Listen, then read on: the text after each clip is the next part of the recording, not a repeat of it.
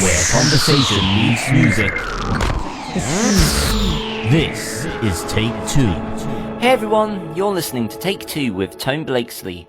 Joining me is the legendary guitarist renowned for playing with rock bands Yes and Asia, Steve Howe. And if you're new, do be sure to subscribe to our Mixcloud page and like us on Facebook to be the first to know of new programs. And opening the show, a track from Steve Howe's brand new album, Love Is.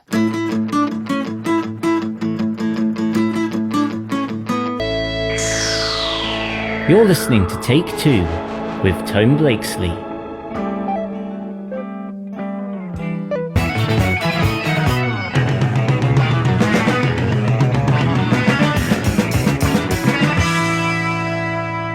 Steve Howe there, our guest today with The Nature of the Sea from his debut album Beginnings, and before that See Me Through, taken from Steve's uplifting new record Love Is. Steve is an accomplished guitarist who has innovated the sound of prog music, playing and writing in bands including Yes and Asia, and also on his eclectic solo albums spanning nearly 50 years. And with that, I'd like to welcome Steve Howe to Take Two. Oh, hello there, Tone. How are you? I'm really well, thank you. It's a pleasure to be talking to you today, Steve. Well, nice of you to invite me to chat. Absolutely. First of all, congratulations on your new studio album, Love Is. It's an uplifting and refreshing album that doesn't fail to make me smile. Oh, good. Then it was worthwhile. Thank you very much. And I believe that you've been working on the record for over 10 years. During the time between Time and Love Is, of course, I released a trio album last year called New Frontier.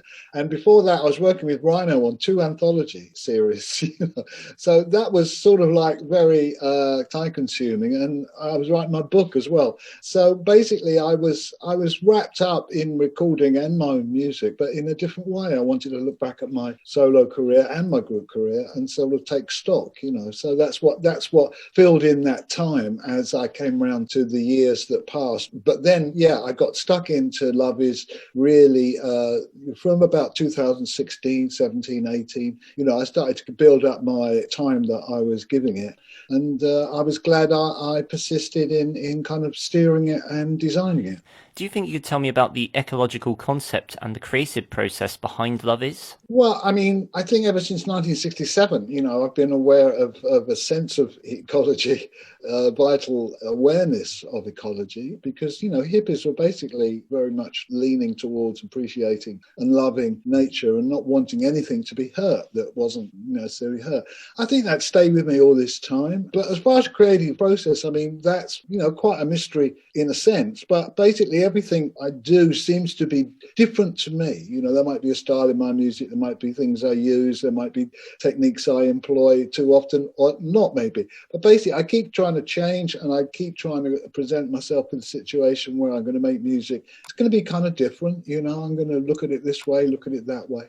So that creative process is obviously fueled by, well, I think for any musician, any artist, it's fueled by their life. Their life is the only thing they can really talk about. And I think that although couple that with a reaction to the outside world, but that's also kind of introspective, because you're you and I'm me, and I look at the world in the way I do and I see the things I do. But I mean, I take inspiration from love, and that's why it's called Love Is, really, I suppose. But also my family, when I started having children, particularly in 1969 with Dylan, I mean, that really changed my life. I really noticed it and I enjoyed it immensely. So I mean, they've been a great inspiration to me. But so is partly looking after yourself, looking after them, doing good things, as often as you can, and also running your affairs. Musicians who don't run their own affairs usually get into a lot of trouble because they leave it to other people, and you can't, so you have to run your whole show yourself and make sure that it's a boat that doesn't sink. And the theme of love is really communicated well on your album. And one of my favourite tracks has to be Love Is a River. It has a multitude of orchestral guitar textures, both electric and acoustic. Yeah, that's something I love to do. It's something I do quite naturally. I don't have to kind of force myself. It's a leaning I have.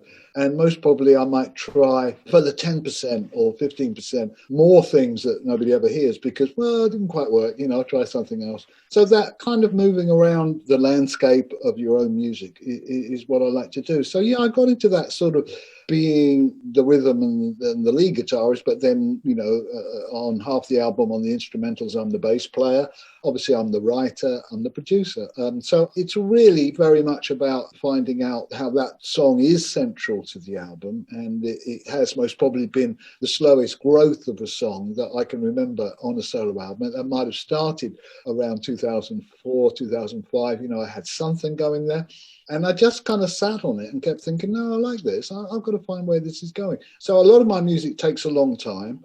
I don't object to that. And particularly with solo guitar pieces, because I actually have to practice them and learn them kind of relentlessly until I can record it, so that I know this new piece, like I know Second Initial, like I know Sketches in the Sun, like I know Clap. I have to really get it up, and that takes a while. And also I love arranging how this guitar tells its story for a particular tune is really exciting, but it's a very slow process, especially when I'm doing a few other things. And what I really like about the guitar arrangement on Love Is that you make the guitars sound like instruments out of an orchestra. I basically use everything I know, at any one time. But there again, I don't want to do everything I know on one track. I want to kind of spread it out in an album. So I give myself opportunities, like the way the album starts with Fulcrum. It's a kind of laid back approach. It's melodic, and eventually we're going to get some further developments towards the end. But with something like See Me Through or something, I'm really like throwing it into the fan and trying to get the song really going as soon as I can. And on the album, John Davison, who currently sings with Yes, actually features prominently. I think he adds a really wonderful harmonic element to it. Yeah, I'm delighted that John liked my idea. He did do some backing harmonies and play bass, of course, on the songs when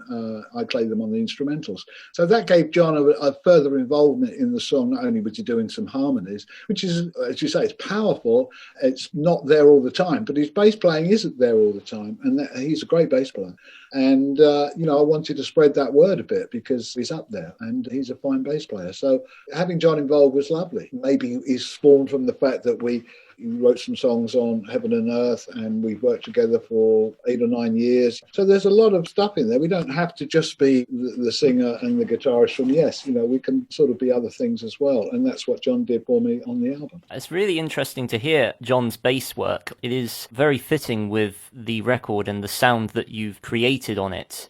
And the album's concluding song, On the Balcony, has some intriguing themes and heavier guitar work. Yeah. That song could have opened the album, or then I thought, no, it'll close the album. I wanted the album to be very consistent, so I wanted something weighty at the end, so it didn't feel like, I'd petered out by the last 55 minutes or so. But basically, yeah, I was really pleased I put that there.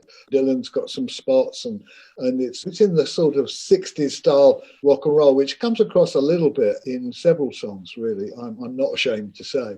And that's because, I go back there and I like my band Tomorrow and I like the kind of thing I was doing in the early years. So I look back at that sometimes, and smell the daffodils kind of things about the way that my music has developed. And in some ways not developed. It's got the core of what I was interested in my teens, particularly my late teens. But before I joined Yes, I was gradually getting more idea about kind of guitarist I could be. I'd already been a few of them. I'd been sort of like bluesy Chuck Berry guitarist in the first band, and then a sort of almost soul guitarist playing, Steve Cropper riffs, and then out of In Crowd, Tomorrow became psychedelic. Bodas was like a songwriting group where some Yes ideas were spawned. And then I could say that the rest is history, but you know what I'm saying? I was already many guitarists. And I'd done sessions as well where I'd been asked to play one day, like, can you play like Jimi Hendrix? I said, no. So sorry about that. I don't do that. I don't copy other guitarists. It's me or that. And I've only been playing for about 5 years when I was getting that confident. Well, yeah, it's 5 or 6 years. And I was playing lead guitar when Big Jim Sullivan was playing rhythm guitar eventually. But usually it was around the other way. And I was on sessions playing rhythm guitar behind Big Jim Sullivan. But I guess, Mark Wirtz, the producer of Tomorrow, who passed away a few years back, spotted me, and he liked my style, which is how I've got where I am today, is really just by appreciating other musicians. I tell other musicians, don't just think about yourself. Look for musicians who've got something that you can do. So if they see that in you and you see it in them, you've maybe got good chemistry.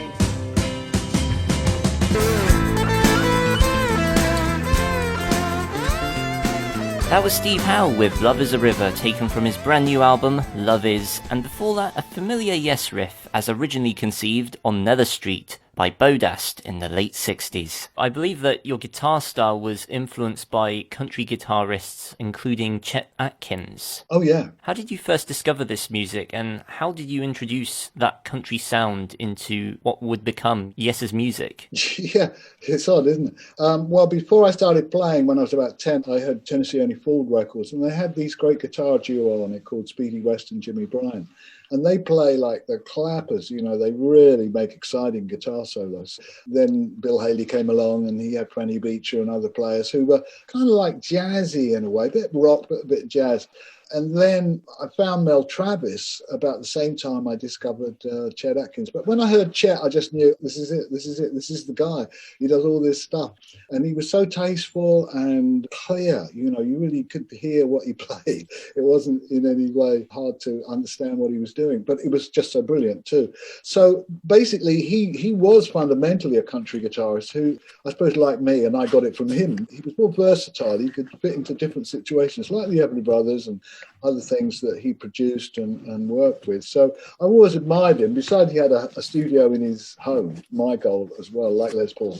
So kind of Les Paul does actually preempt all this, although they were very competitive at the same time. But Chet's effect on me was ginormous, and I wanted to play like Chet in some respect, not to copy the guy, but, you know, to take it on and see where it led. And I wrote Clap, and that started me thinking that the best thing to do was to play my own music, which is something I wanted to do very early on from getting a guitar. So when I joined Yes and they were looking for stuff and I played them Clap and they said, that's great, stick it on the album. And it kind of opened the door. Then you get like Disillusion from Starship Trooper, where I'm actually country picking on the third Yes album behind Chris and John singing. So the country picking kind of was almost disguised with all the other things, I guess, the other influences that Yes brought to it. So I continued to see music as a full apple, you know, that you couldn't take one bit out of it. One segment wouldn't just come out. You know, if you love music, why didn't you love all music? And I guess in a way I do. I don't have tremendous barriers about different styles of music. But when I look back, I think, you know, somebody like Bach is the biggest influence on all musicians, not just me. You can't have escaped Bach. And if you've listened to him, then you've got to say, right, I thought music was like this, but in fact, it's like that. It's phenomenal stuff, especially Ashkenazi playing like solo piano Bach, you know. It's just a beautiful point of fruition when you get great musicians playing great music. So yeah, I wanted to write music. I wanted to allow jazz, rock and country into Yes. And I couldn't really help it. It's just what I do. And I do it to an extent, you know, with Asia.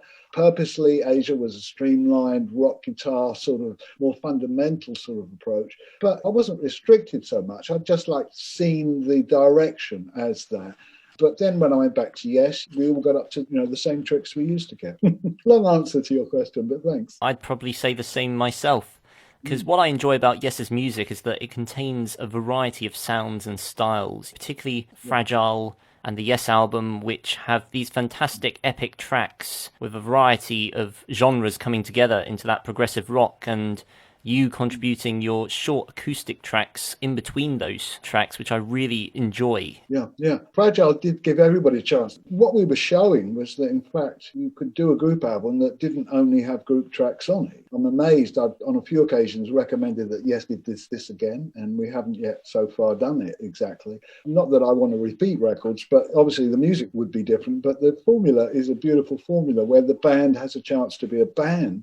But also, since everybody's so clever, we could actually show what we do on our own as well. And that's why twice I chose not to use overdubbing, but to use a performance, which I knew that Rick wasn't doing with Cans and Brahms, John wasn't doing with We Have Heaven.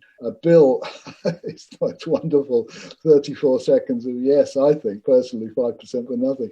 And of course, Chris did this sort of bass odyssey of Fish. So you had a lot of colour in an album that was basically a folk rock album. And that's what I really enjoy about it, the Fragile album, in that you hear each of the band members in their own field, as well as them playing together on tracks like South Side of the Sky, Roundabout, and Heart of the Sunrise. Yes. I think that's what I like about that particular album.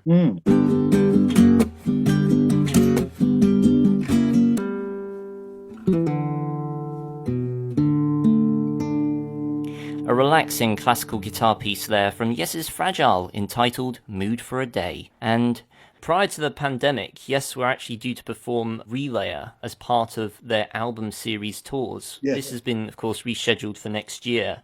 And you've said in the past, I believe, that Relayer is perhaps the most exciting album of the tour series. Well, yeah, I mean, I also said it's the most kind of revered album because side 2 has not been played since some year in the late 70s.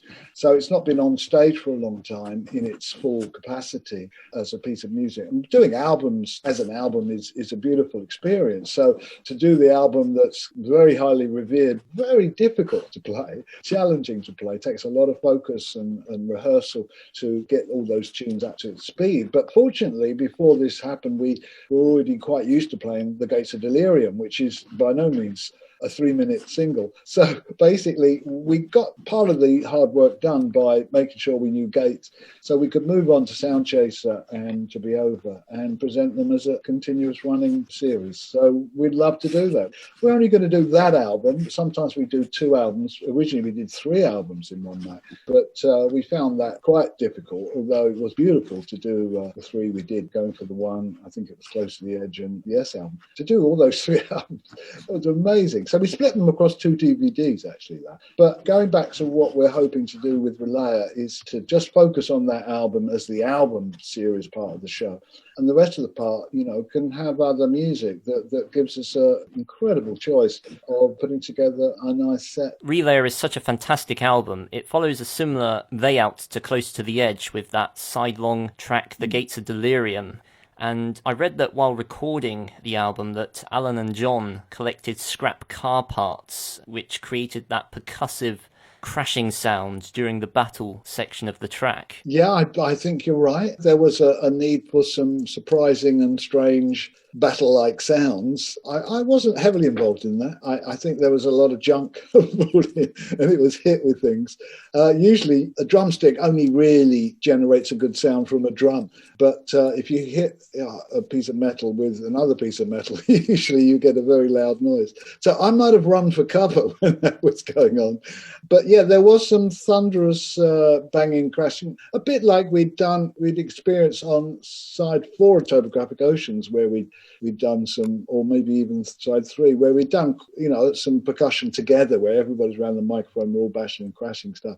I can't exactly remember how we did it on Relayer. I can remember where we were, but I don't remember the events leading up to it. It may have been done piecemeal, where one day something was put on, another day something else was put on, and the whole thing was sort of brought together, in the mix. I actually read that they created this big tree of scrap metal, and they knocked down the big tree, which resulted in you can imagine what it would do to the mixing console.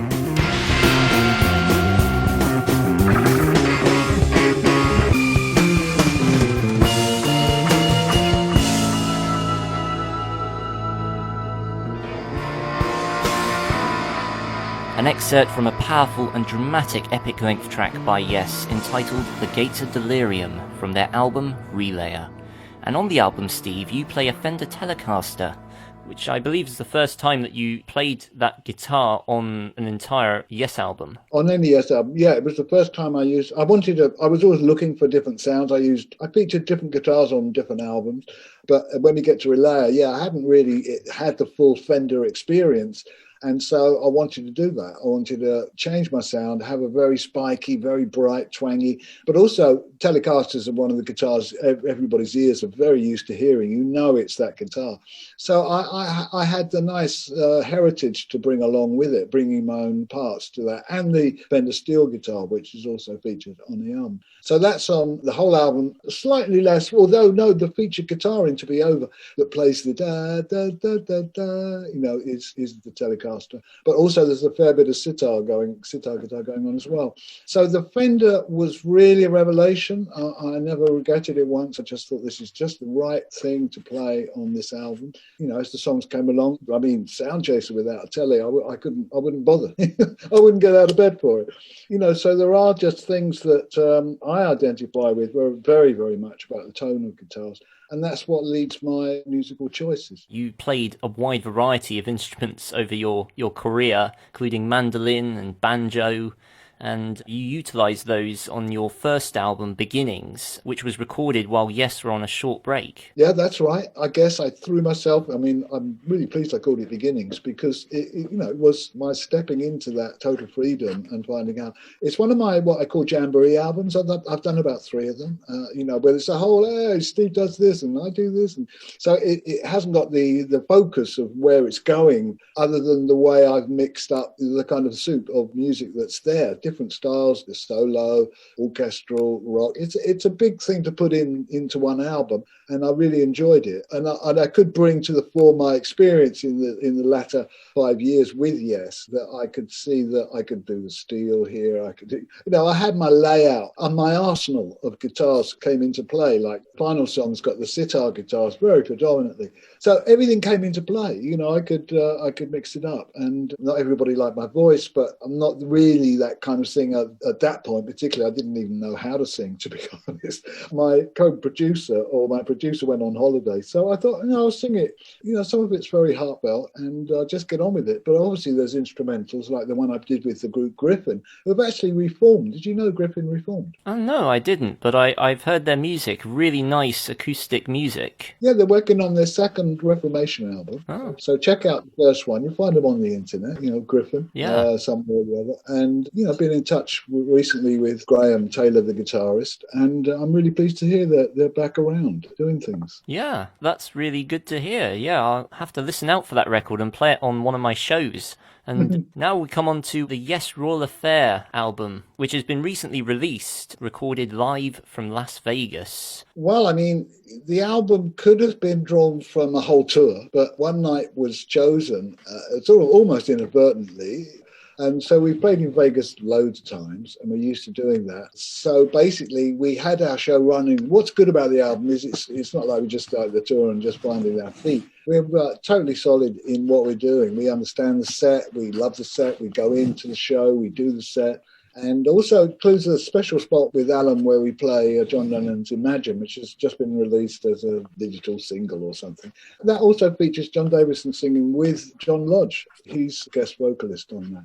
So that's a nice opportunity to focus on what Alan was doing in the 60s. It's a wonderful record. I could clearly tell that the band were enjoying themselves when playing all those classic Yes tracks. And finally, what do you enjoy about playing alongside the present Yes lineup? Well, it's funny how this lineup's developed over the last 12 years. 2008, about November, Yes started up with Oliver Wakeman and Benoit David. And we were on a new mission, really, to keep the Yes flame going. And we opened up in Hamilton, in Canada, with Chris and Alan, myself, and, as I say, Oliver and Benoit. And the concept there was really, this is a great band, it's got great music, let's go out and play it, very similar to the way the record's done and everything. So we did that. And that process has continued, with Jeff joining and Oliver leaving and John Davison joining when Benoit left.